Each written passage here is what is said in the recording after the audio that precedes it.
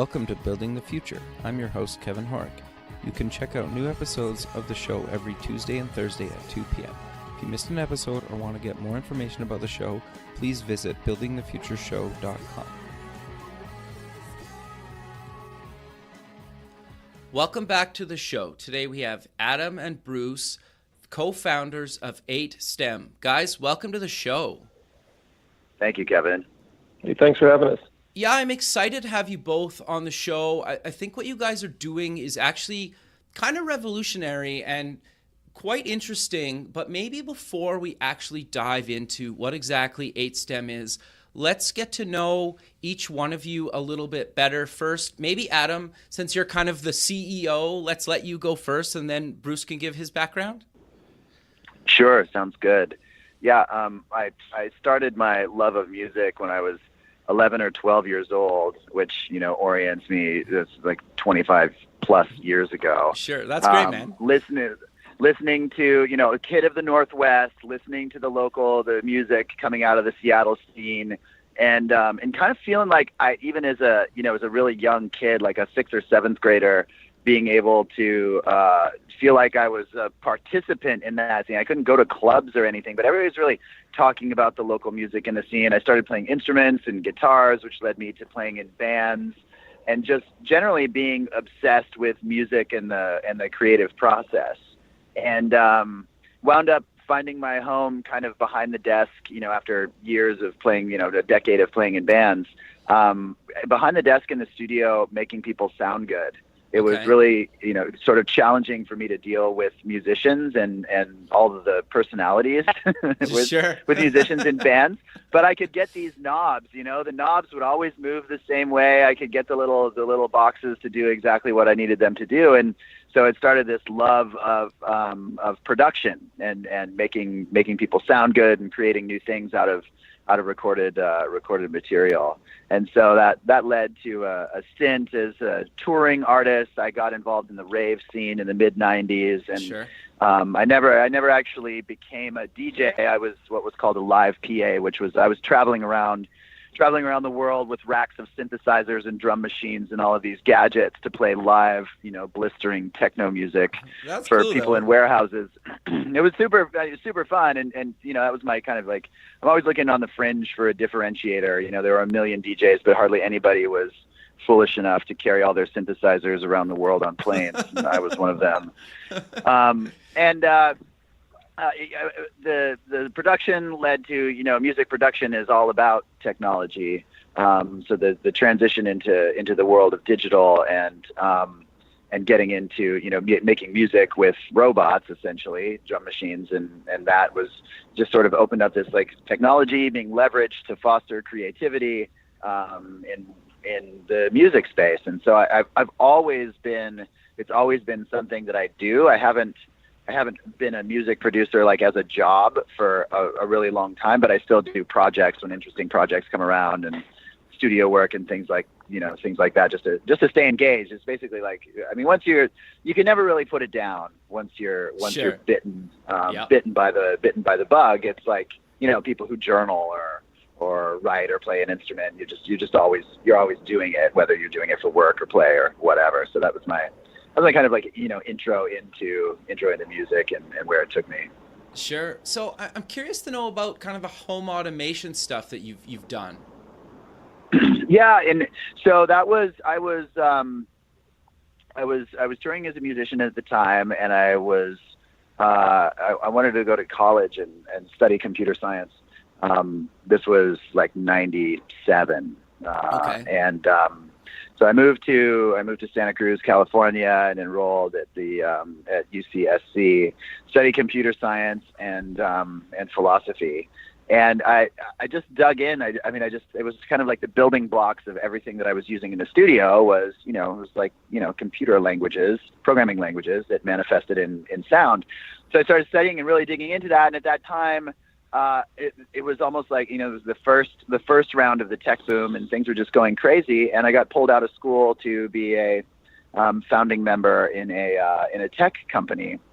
And it was kind of like it was like one of these tech companies where all these like really smart people came together, and they all brought like whatever discipline they were in before to it. And so I was bringing my discipline of music to the scene, and it was right when Flash websites were sure I remember those days were kind of like all the rage, right? And so Yep, I was writing music for websites, and we were doing like, you know, Flash animations on our websites, and it made everything look super cool. And that was kind of like the catalyst that, I mean, I actually, you know, to this day and age, I'm not sure that we ever even sold anything out of this company. Like, I don't know if but we had a shipping department, you know, with people like, you know, shipping managers in it and all of this crazy stuff. And we had offices in 9 countries after, you know, like 6 months of being quote unquote in business. And we were actually a public company on a foreign stock exchange. And we did all of this stuff. But, you know, at that time we were about 20 years too soon. And, you know, we all thought that touch screens on your phone were, you know, like 2 years out, and really they were like 8 years out. Sure. And so that was what really kind of killed it. But that was my intro into actually like developing technology products. And at that time it was hardware coupled to software, and both were really clumsy. And so I mean, I always kind of just like, I like the back end sort of nerdy, the nerdy back end that makes things go and makes lives easier. And that was my intro to that. So I mean, I stayed close to it, and I like engineering and making things work.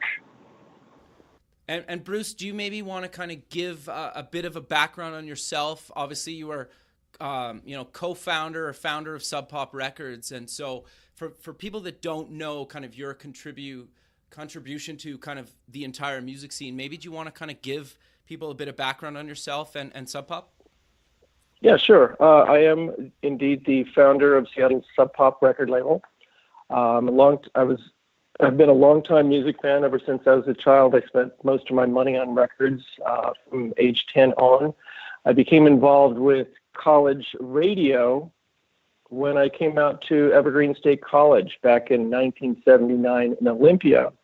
And this radio station had the most comprehensive collection of independent music in the United States.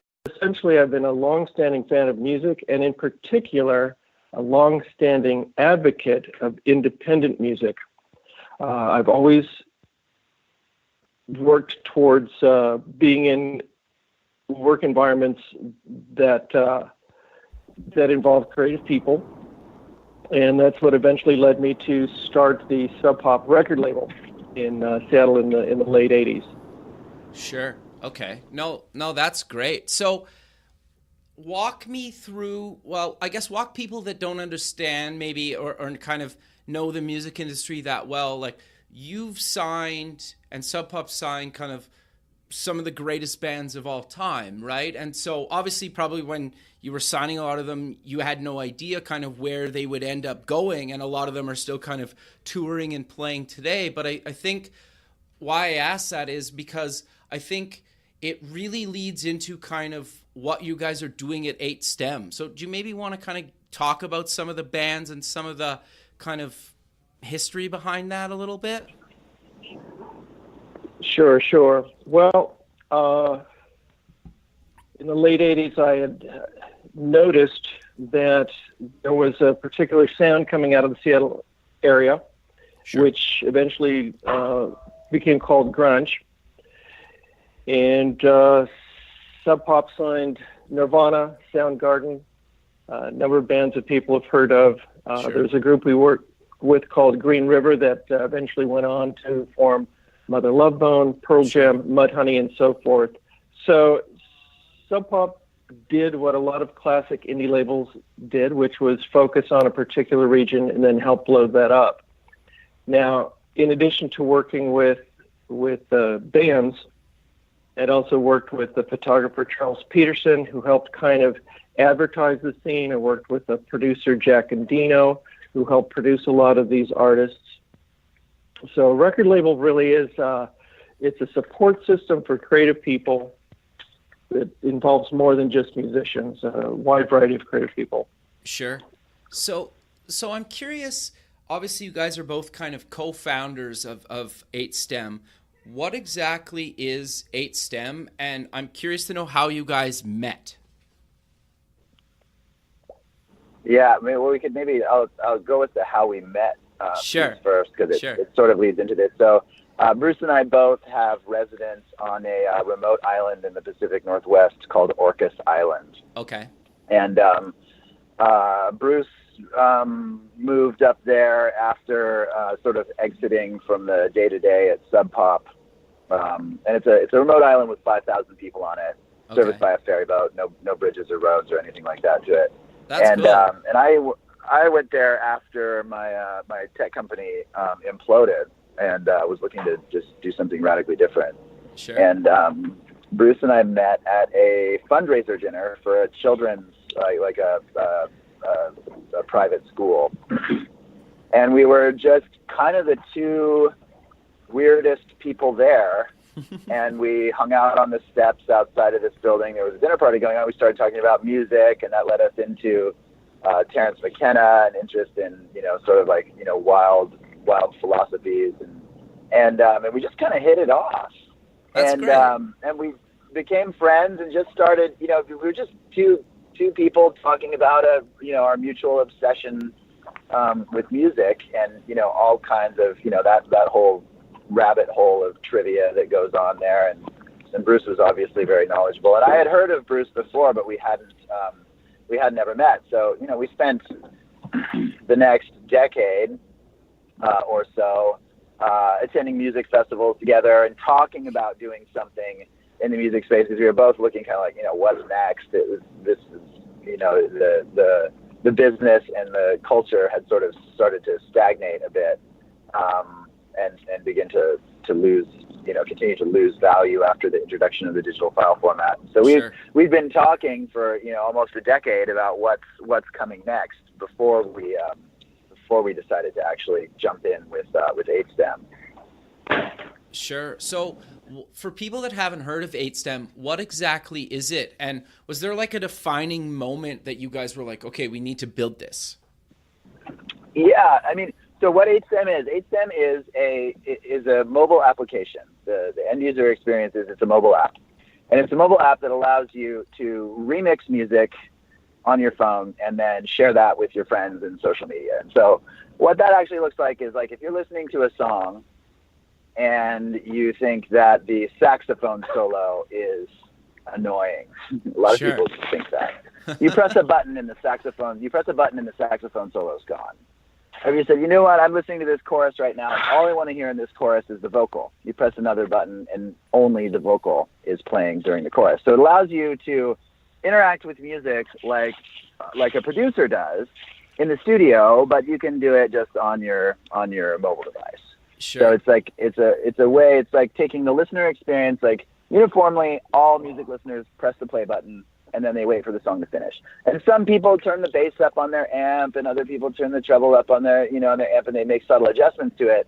But in the studio, producers are working with all of these different audio elements, and you get to decide how the final composition comes together. And so we're taking the listener experience of pressing play, and we're moving it one baby step closer with rails on it, so you can't make it sound bad, but giving the user that ability to like take things out, put things in, move the chorus, in front of the verse instead of after it, and then save all that together and then share it with your friends. Sure. So for people, go ahead. Go ahead.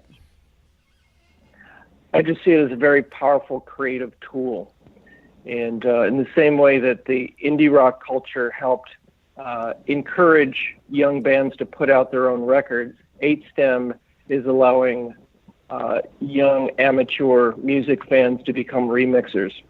Sure.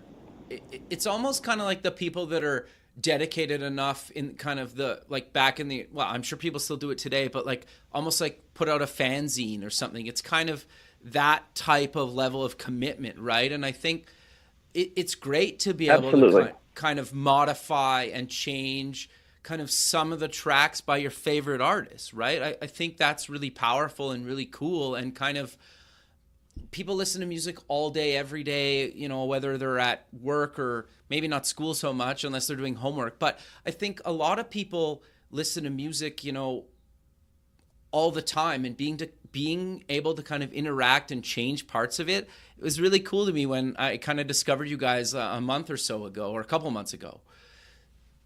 So I'm curious. Sorry?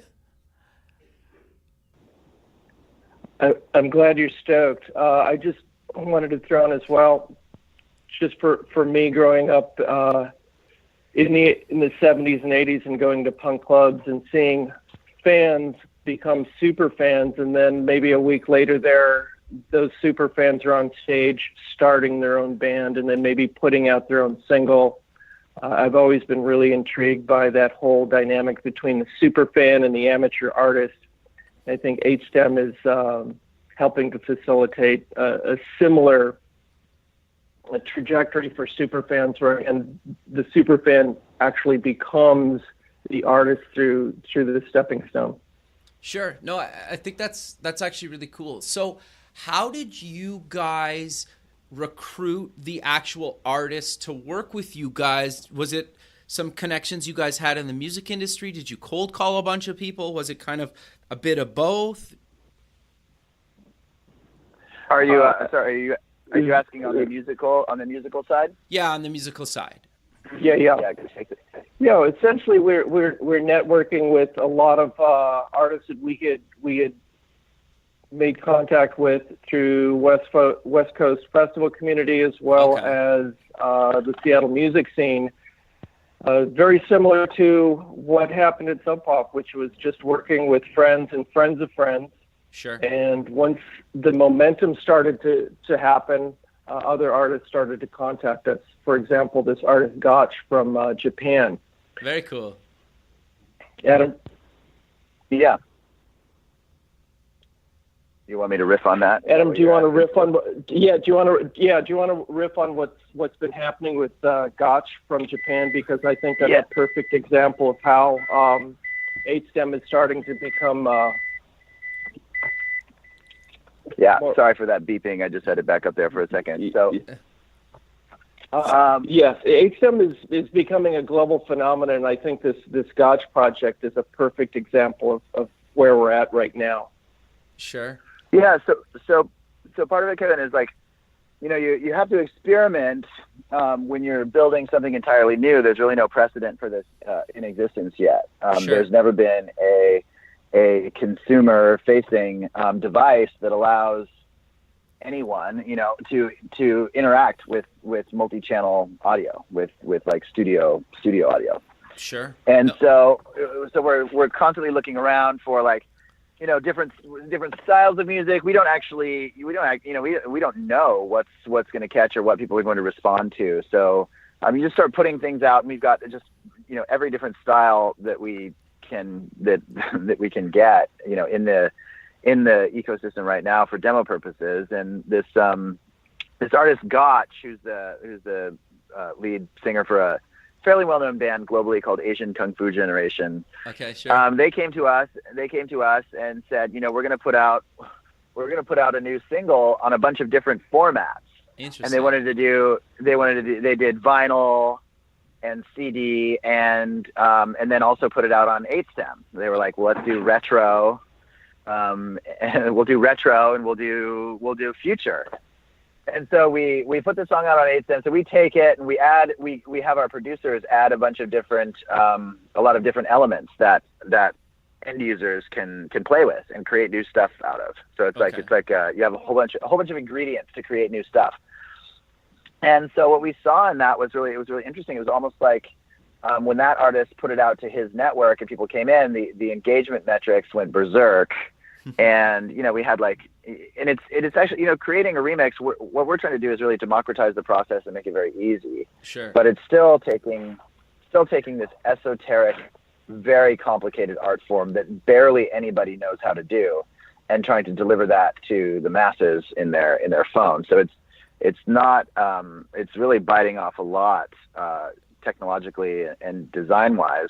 Sure. But we're seeing it like people are really actually getting it. And it's impressive to watch, and it's neat to see how people in different countries who have different relationships with technology actually respond to respond to the process and what they do once they're inside. And so we're tracking all of those things to see, to look for signals of what's fun for people, where do they get stuck, how do we improve the process, and also what music do people actually want to engage with in this way. Sure. No, that's great. So when you bring on a new artist and they send you the tracks, do they have to send you obviously the different, like the guitar on a track, the bass on a track, or how does that kind of work?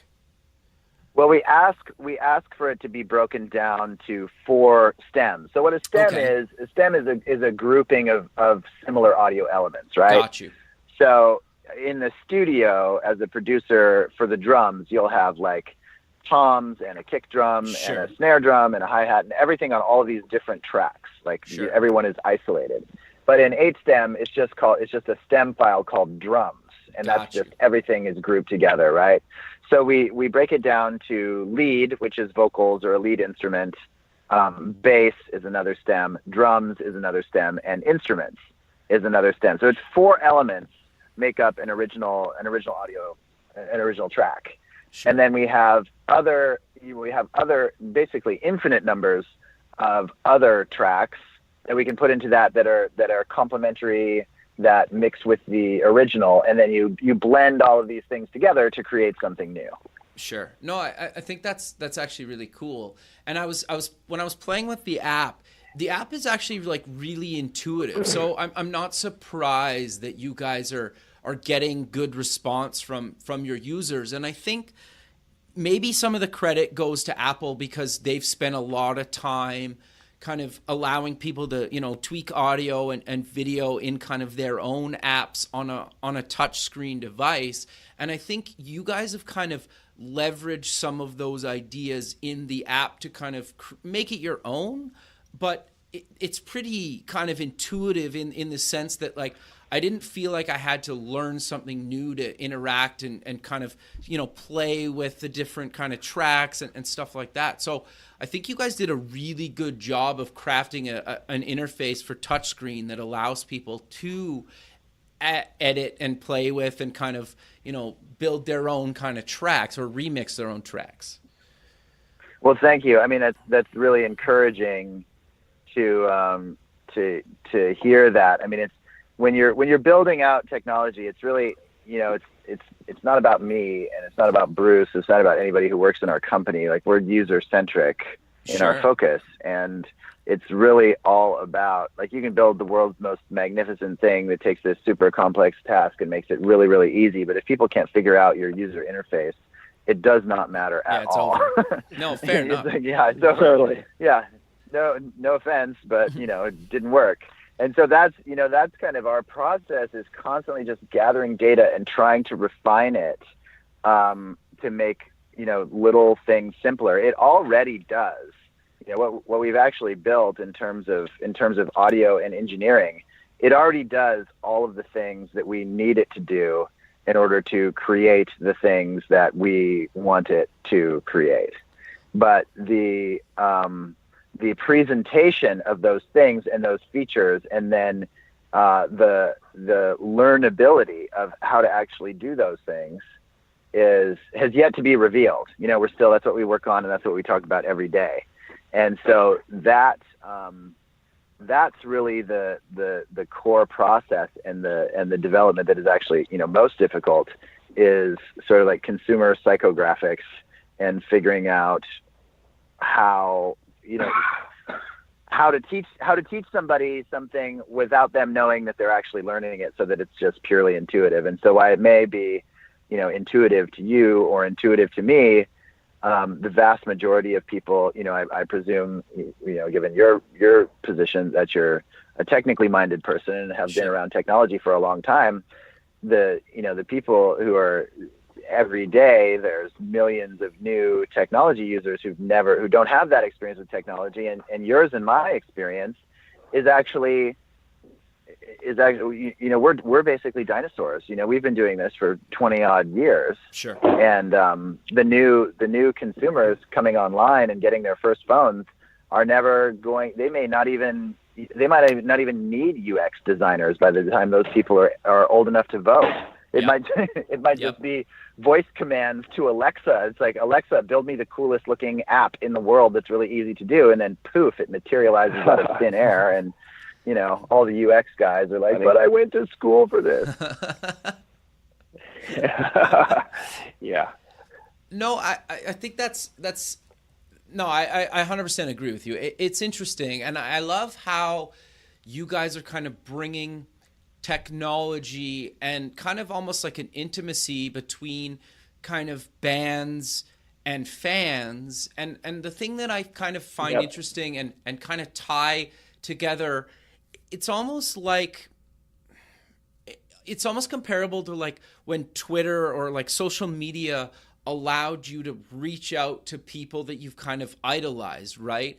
And I think this is almost like one step further, because it's even more intimate when you get to change and manipulate somebody else's art that you already admire, right? And I think that's in itself really cool. And I love how you guys are leveraging kind of both your music backgrounds and kind of a tech background to take what you guys are using and bringing technology into the music industry, which I don't think hasn't really necessarily been known for having the best kind of technology behind it sometimes, or and what I mean by that is like there's been kind of some disasters, I think, with kind of some of the DRM stuff, and obviously with torrents and file sharing and stuff like that, and kind of how it was handled just by the industry as a whole. I think to some people at least, they kind of failed that. So I think I love how you guys are trying to bring technology back into the music industry and kind of making it intimate and fun for the user. Do you agree with that? I totally agree with what you're saying. And just reflecting for a second on Sub Pop and how Sub Pop blew up at the onset, is that intimacy is really the key word. Intimacy is really the key word. Our fans were going to Nirvana shows at the beginning because they could see Nirvana in a small clubs. We were releasing records in limited editions. So we were constantly catering to the super fan, and the super fan wants connection with the artist. That's what a super fan is. And so if you can heighten that intimacy and that connection with the artist, that's how you're going to reach the super fan. And I think ASTEM really is doing a tremendous job at developing this potential for intimacy. Sure, but I also think from the artist's point of view, it's allowing them to get exposed to new fans as well, right? As they adopt kind of new platforms to get their music kind of globally. Because I think the great thing about the internet is I literally have the entire world at my fingertips, but so does everybody else, right? And being able to create new ways to get your music and your art out to the world is very beneficial, because a lot of artists can't go ahead and build their own kind of tech startup that helps musicians. They just, that's not who they are, right? Yes, I agree. I think the biggest challenge for any artist is, how does the artist develop the brand? How does the artist distinguish themselves? Okay. And so by engaging in a novel platform is an awesome opportunity for artists to distinguish themselves from the competition at this point. And this is one of the reasons why artists are starting to come to us. Sure. No, that's great. So I know you guys are kind of working on an Android version. Are you guys eventually going to build a web version of this, or are you guys going to stay mobile? Well, there's the back end of this is all driven from a web application that we've built that houses all of the audio, and it's kind of like an admin. There's an admin channel for content that exists there. On the I guess I just don't really know the answer to that question. What we strive for is a consistent audio experience across all devices that are using the system. Got you. And in order to get that consistent experience, you need you need fairly consistent hardware in order to make that work. And delivering it, we're pushing a lot of files through here. Pretty much every audio player from Spotify to Deezer and Pandora and everybody, that's basically like one audio player playing one audio file. Sure. Right? It's pretty simple. Deliver an audio file, play this file back. It's a very consistent experience across all devices. With 8stem, there are 64 audio players within our app that are each playing a little section of a file, and it's really difficult to create that experience across like various different internet connections and audio cards on computers and such.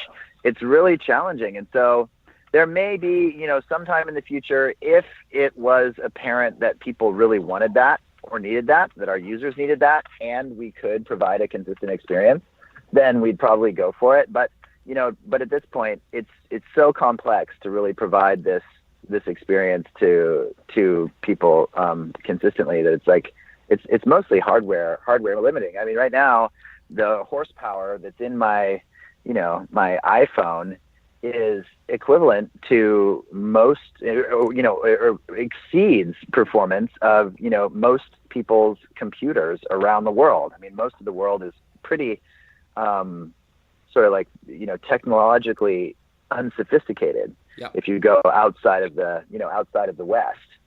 Sure. Everybody, it's like you can get a phone for, you can get an Android phone, which is what we're building for right now, for like basically $100 US, pretty much anywhere across the world. You can go and get an Android phone. So the bar is really low. So that's our core focus. But is that part of because I understand like loading that much data and kind of being able to live kind of edit that much data in the browser is extremely difficult, especially kind of audio, and to do it well, especially on kind of an older computer. But are you running into the same challenges with some of the maybe less, because like Apple hardware is obviously premium hardware. Like you can't argue that, right? But Android kind of spans everything from low end to mid range to kind of high end hardware. Are you having trouble getting some of that audio stuff working on maybe some of the lower end kind of phones, or is that not really an issue because you're running at least natively on the phone? No, it's a technical challenge for sure. It's solvable, but it's like you got to, when you're, if you're developing for iOS, you're basically developing for 4 different devices. There's like one version in the past, current version, one version in the future. So right now we're not building out for iPhone 4s anymore. So we're just building iPhone 5, iPhone 6, and iPhone 7. And iPads are just covered under that. With Android devices, there's such a huge variation in terms of processors and audio converters, and it's just like there's a lot of hardware variation. So there are like numerous challenges in order to deliver consistent experiences across that platform. It's really easy if all you're doing is, if you're building a messaging service or a web browser or even a video player is really totally basic, and there's plenty of libraries for that. But when you're doing something from scratch, that's part of the technical challenge, is figuring out, like, how do we actually get this so that it, we want kids in the middle of Africa who get like the lowest level phone possible. Those are the people that we're most excited about hearing from. Like, what are they going to do? How are they going to interpret this music? And what are they going to produce that's going to feed energy into the system? So that's kind of like, that's the most exciting thing for us, is when, Kanye releases a track on 8stem in New York and it gets remixed by somebody in the Congo. Yeah, that's amazing. An hour later, and then reposted, and somebody else, somebody in Finland picks it up and then busts a rhyme over it, and it all gets kind of like blended together instantaneously. That's the kind of global juice that we're looking for and that we're most excited about. No, I absolutely think, global cross-pollination. Sure. No, I think that's great, and I love how the internet kind of connects people like that, right? That's always been my fascination with the internet anyway. But I'm curious to know then, how do you guys plan on kind of monetizing this eventually, or have you guys kind of not gotten there yet? There's numerous ways that we've got a bunch of things in place. I mean, we just turned on monetization kind of as a beta this week, actually. Okay. And we're just experimenting with different ways of actually selling content, and it looks and feels different than the traditional ways of selling content. It's not go to iTunes, pay $1.29, get this song, put it on your device and take it with you. Sure. It's more about the experience is the actual commodity. So in our app, you go through a catalog of songs, you select to play a song, a song plays, and it feels like a traditional music player, but there's buttons in there that allow you to change the style of the music on the fly. So if you're listening to a song that's like, a traditional pop song, you press a button, you press one button and the whole thing shifts into a dubstep version. And then you press another version and it shifts another button and it changes it into a breakbeat version. And then another button changes it into an ambient version.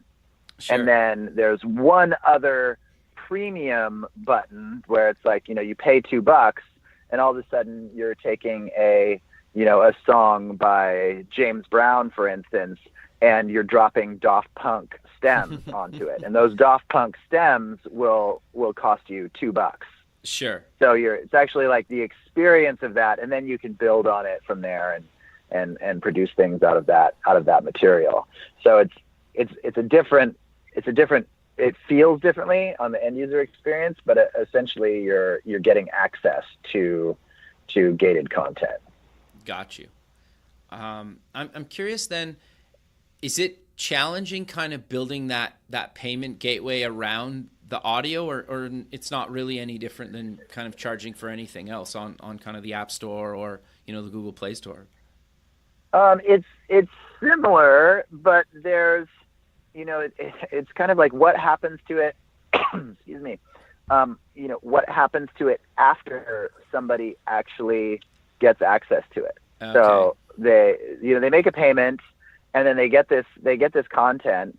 And so the next step, that's a very simple transaction. That's like one person is the seller, one person is the buyer. You exchange $2 or $1 or whatever it is.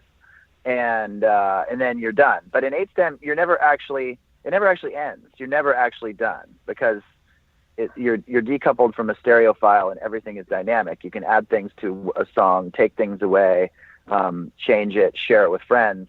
So it's the complex part is actually looking at what's the sort of like waterfall effect from that content and how it gets shared to somebody else.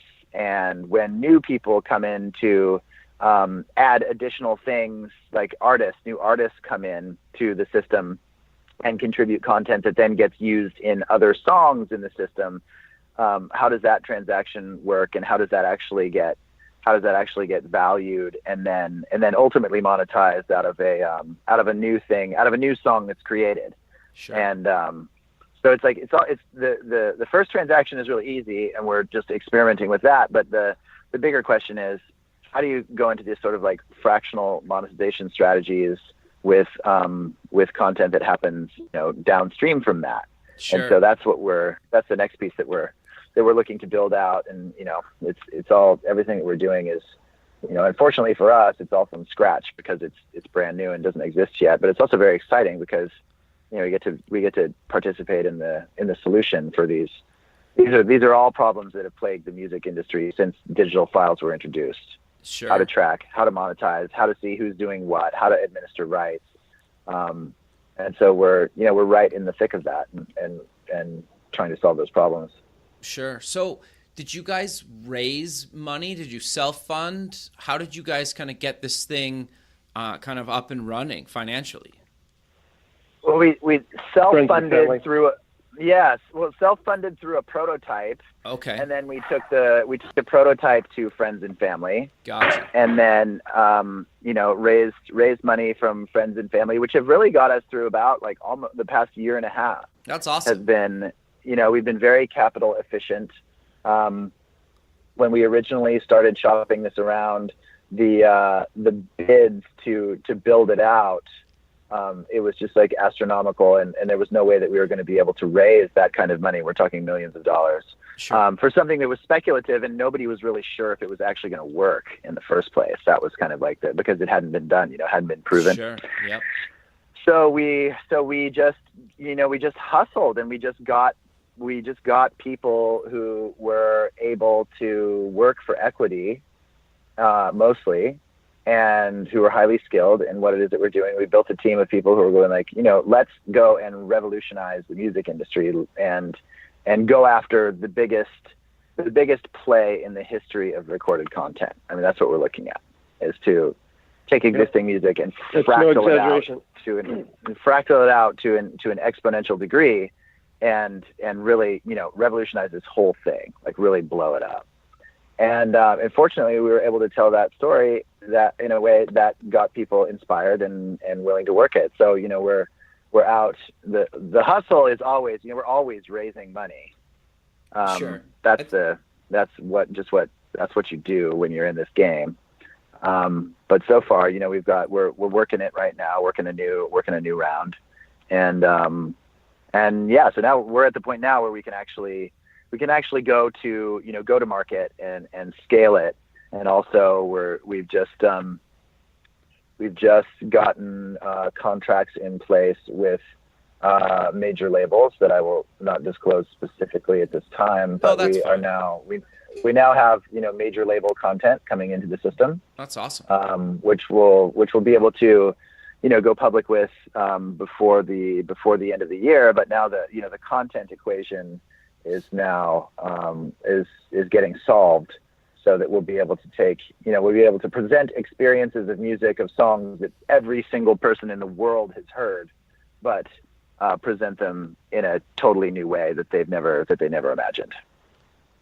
No, I think that's great. So are you guys going to eventually open up the platform, say, like my favorite local band could upload their content to 8stem and I could, play with their tracks? Or is that maybe down the future? Who knows? Have you guys thought about that? Eventually it will. Right now we're kind of operating as a label. Okay, in that we're Bruce is curating the artists that are coming on board, and we're really, we're in an experimental phase where we're figuring out like what is remixable music and how do users respond to it. Right. Eventually, there'll be some way for us to filter out content so that it's based on followers and it looks more like a social network. Oh, interesting. Yeah. Okay. But when we're looking to build that out, but so far the content pipeline is closed, or at least it's our say who gets in there. But eventually it'll open up and become it'll become a much larger ecosystem. Sure. So I'm kind of curious to get both of your guys' thoughts on the current state of the music industry. And I'm sure you guys get asked that a lot, but not necessarily. I'm kind of curious to know from like the technical side and kind of what you guys see from the artist side. Kind of, is it the same or different than kind of the pre and post kind of technology revolution that swept kind of the industry in the late 90s, early 2000s? Well, hey Bruce, why don't you take the artist one? Sure. I guess my essential gut feeling is that pop music right now has never been more formulaic. And even though there might be some good tunes out there, compared to a golden era of music, let's say, just for instance, the 60s, when I grew up, sure, I could turn on the radio and listen to James Brown, the Beatles, Bob Dylan, Leonard Cohen, Neil Young, and so forth. And it was there was a rich period of music there where labels were very artist-centric. And now I feel that because money has been so hard to come by in the music industry, the industry is becoming increasingly more conservative, and that really bothers me. Sure. I've always been inspired by creativity And this is why I was an indie rock activist for so long, trying to facilitate younger people to put out their music, and why I'm involved with 8STEM right now, because it's a creative tool that can empower young people. So my core opinion is that the industry is in a very stagnant, kind of uncreative period. A lot of artists who are living on the fringes in indie rock are not making a lot of money, certainly with recordings. They're hustling with live shows. There is good music out there, but I think for the strong majority of musicians, it's been very hard to make a living, and that's affected the quality of, I would say, popular music right now. Sure. No, I would agree with that. That makes sense. And Adam, from the technical side? Well, it's funny, I mean, it's like from the technical side, it really is the golden era in terms of opportunity. Sure. Just because of the interconnectedness that the internet provides. But at the same time, so it's a golden opportunity. It's a golden era for opportunity, but it's also like the dark ages in terms of the ability for people to actually find things that are relevant to them, just because there's so much out there.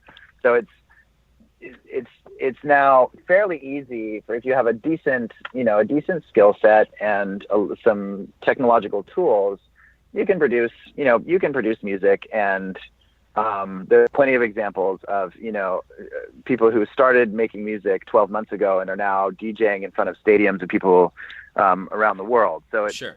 The sort of historical discipline of creating music has basically gone out of the window and been enabled by technology, which has created a ton of music out there, and really kind of like it's almost like the listener is kind of an afterthought Sure. to the whole process. So it's a mixed bag technologically, and really the solution for it needs to be, music as a creative industry is an ecosystem, and it needs to be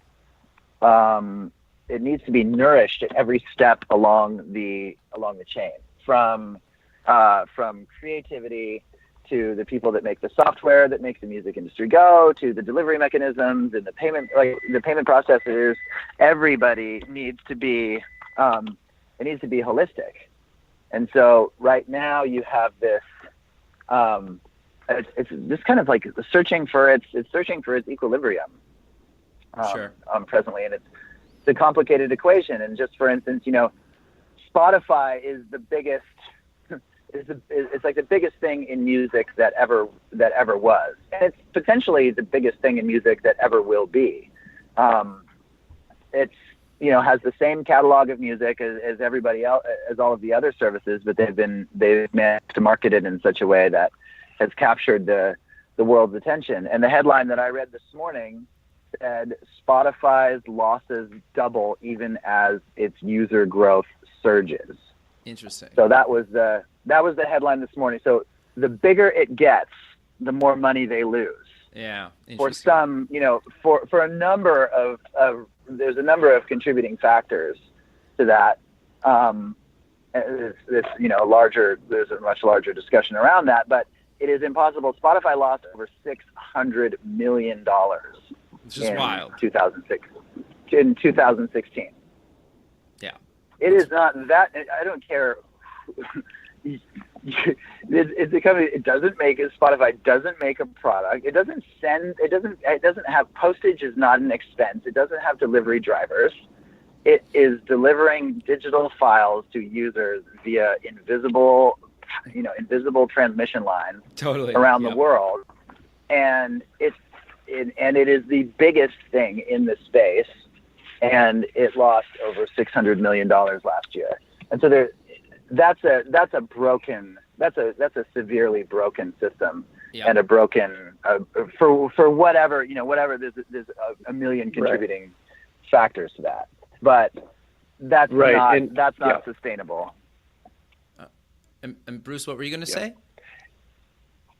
I was just going to say it's really the Spotify situation is kind of a reflection of what's a microcosm what's going on globally with wealth distribution, where you have the CEO of Spotify probably worth the net amount of most indie musicians across the globe. You know, Sure. we need to distribute wealth more equitably with the artists, and once artists feel more empowered and they have some more cash, I think we're going to experience more of a renaissance, a cultural renaissance. But artists need to get paid, not just the CEO of Spotify.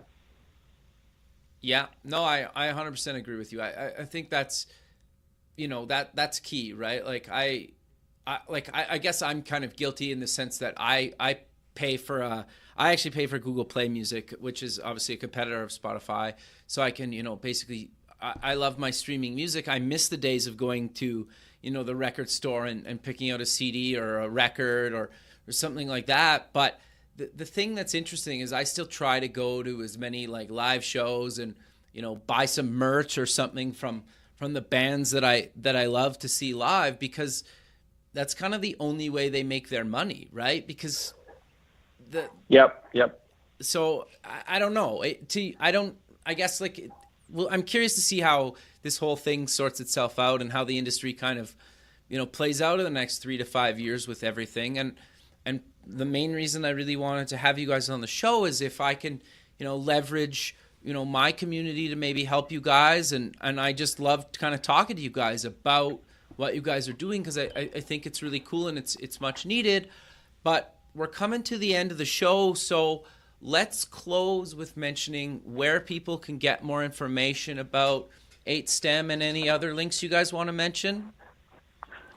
Yeah, I mean, the App Store, head to the App Store and grab the app. If you're on iOS, if you're on Android, hit our website up, 8stem.com, number 8STEM, and drop your email so we can notify you when Android's done, and just engage, you know, go out and create a remix, see what you think. If you can't figure it out, let us know. You know, we just have it so you can just shake your phone and send us a message. It's super easy, and we respond to all those, and we're building it to suit. So go get it and create something. Perfect, guys. Well, I really appreciate taking the time out of your day to be on the show, and I look forward to keeping in touch with you, and have a good rest of your day and weekend. Thanks so much, Kevin. Thank you, Kevin. Thanks, guys. Bye. Okay, bye-bye. Bye-bye.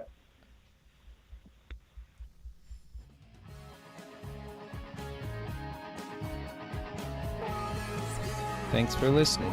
The music for the show is done by Electric Mantra. You can check them out at electricmantra.com and keep them in the future.